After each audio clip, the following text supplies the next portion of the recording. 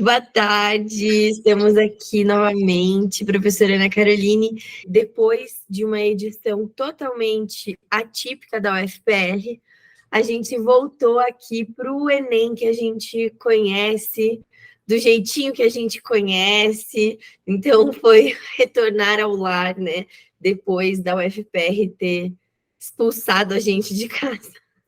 É, bem isso. O Enem, ele voltou aos moldes do que era. Uma prova interdisciplinar, interpretativa, que requer do aluno um pouco mais de atenção às fontes dos textos. Exige reflexão, é uma prova que toma tempo, não tem jeito. Como eu falei, né? A prova de humanas foi, no geral, uma prova temática. Eu amei. Teve Paulo Freire. Teve Paulo Freire. Nossa! Foi uma prova linda. A gente abre a primeira página, já traz da questão colorida aqui, ó, a estrelinha da prova. Tá aqui. Mas antes da gente chegar nela, eu quero comentar a primeira, que na minha opinião foi a questão mais fácil da prova de inglês, porque aqui a gente tem um texto híbrido, linguagem verbal e não verbal. O que significa que a gente tem vários apoios interpretativos. A gente não precisa só do que está escrito. A gente precisa também aí da representação visual dessa mensagem que está sendo transmitida. Isso é perfeito para o cara que está ali meio inseguro com o inglês dele. Questões nesse formato são excelentes. A gente observa, então, no não verbal, várias pessoas, homens aparentemente, brancos aparentemente, né, da mesma maneira, e embaixo está escrito: "Oh, you love working here. Nobody treats you any differently just because of your age, race, or gender." E aí o nosso enunciado pede: ao retratar um ambiente de trabalho em um escritório, esse cartoon tem por objetivo o quê? Então vamos analisar aspas, né? Então é a fala de alguém. Você vai amar trabalhar aqui. Ninguém te trata diferente só por causa da sua idade, da sua raça ou do seu gênero. Então, todo mundo aqui parece ter a mesma idade, a mesma etnia e o mesmo gênero. Então, é claro que você não será tratado diferente se você pertencer a essa mesma faixa etária, a esse mesmo grupo étnico e esse mesmo gênero, você não será tratado de forma diferente nesse ambiente. Tu diz pra gente crítica a um padrão de vestimenta?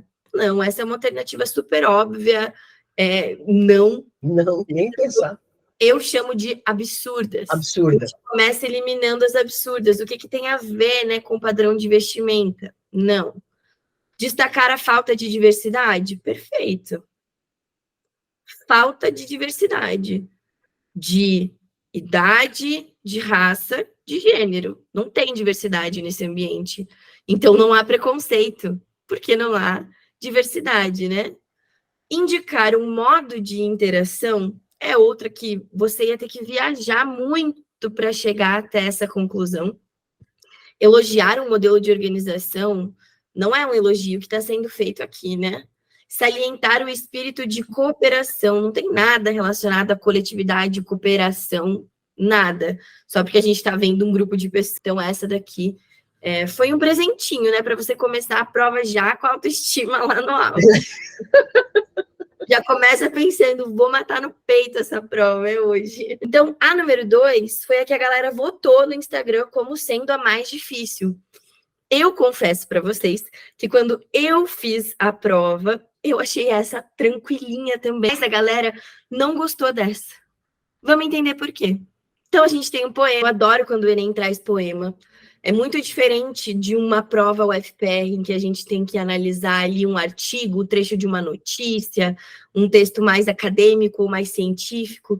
Aqui não, é uma interpretação que exige de você decifrar metáforas, que exige de você aí uma certa abstração. Eu amo quando o Enem traz poema.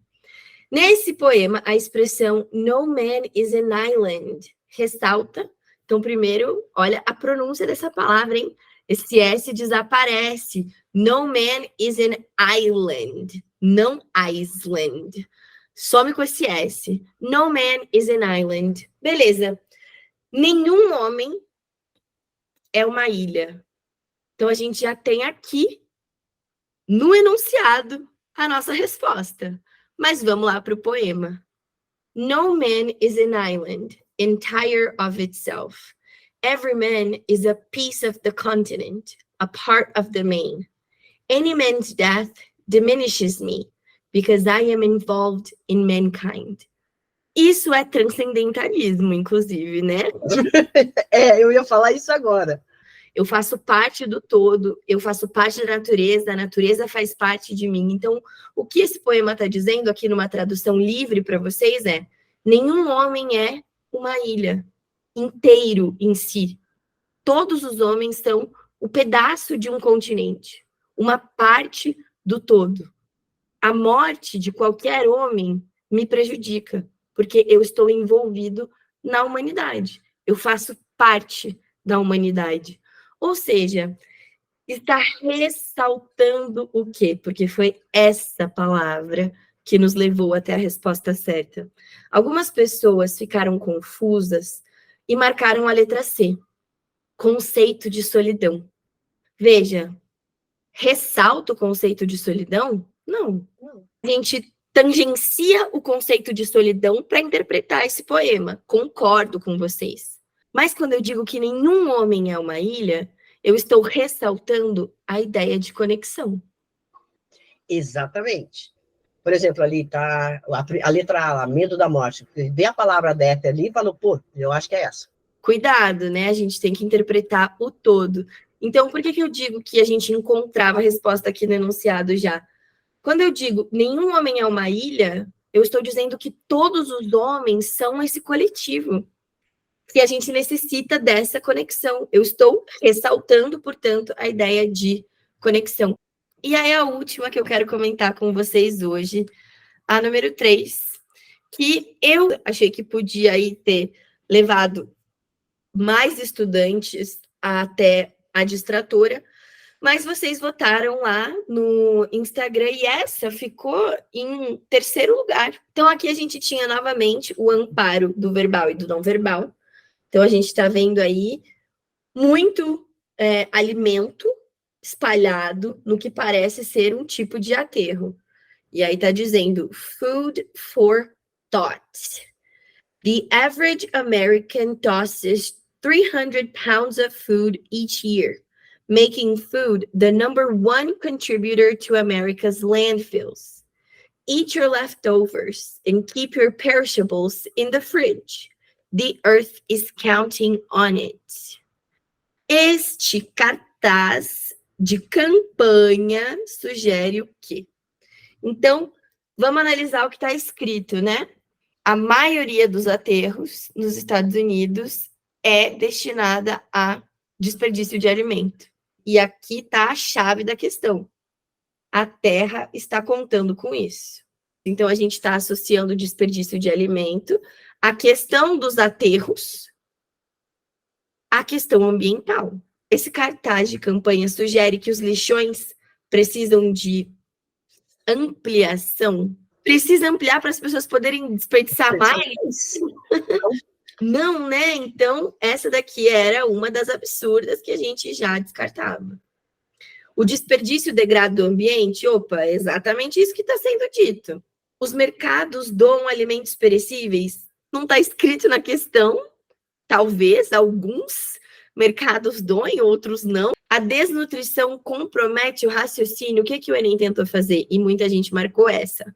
E por isso que eu achei que essa daqui era confusa. Porque, em primeiro lugar, isso é verdade. É verdade. É verdade. E o Enem faz isso. Eu falo para os meus alunos. A gente tem que entender o que o enunciado pediu. Não é porque essa informação está correta ou porque essa informação está no texto que essa é a alternativa correta. Então, é verdade, a desnutrição compromete o raciocínio? Sim. Mas a campanha está sugerindo isso? Não. Só se você foi preguiçoso, não leu o texto aqui de baixo e se baseou apenas na imagem e no que está escrito food for thought, comida para o pensamento. Mas esse thought não é pensamento no sentido de raciocínio, como a alternativa está trazendo. Quando você lê o texto, você percebe que esse thought é consciência. Exatamente, é uma campanha de conscientização. Então, se você foi preguiçoso, ou então se você se deixou levar muito por esse título aí, e essa era uma alternativa distratora braba. Por quê? Porque é verdade, faz sentido e dá para amparar de alguma maneira com o texto. Você acabou marcando ali a letra D. Mas, de acordo com a galera que votou lá no Instagram, muita gente conseguiu sacar, porque leu o texto inteiro e marcou sem dúvida a letra B e não se deixou levar pela distração da letra D. Já a letra E era outra absurda. As residências carecem de refrigeradores. Essa aí é a cruel, né? Essa é para dar chance mesmo para ficar só 4 alternativas. Não, exatamente. Então, na primeira página de prova de inglês aqui, a gente teve um equilíbrio numa questão que eu considerei fácil, a número 1, uma questão que a galerinha considerou difícil, que foi a número 2, e uma questão que eu considerei complexa, né, confusa, que foi a número 3.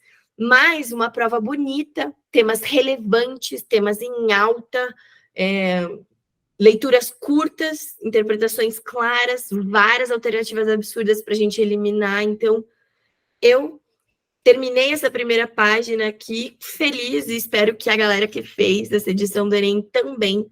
E aí a gente aguarda o meu comentário sobre as 2 últimas questões com o vídeo que vai sair com a Isa de literatura. E finalizo esse vídeo agradecendo a Roseli pela presença, pelo tempo. Eu é que agradeço sempre. Agora é só o ano que vem. Porque, galera, exatas não é comigo. Compartilhem bastante o vídeo com quem possa interessar. Comentem, né? Ano que vem a gente volta para comentar a UFPR e o Enem nas questões de inglês, filosofia, história e sociologia. Thank you!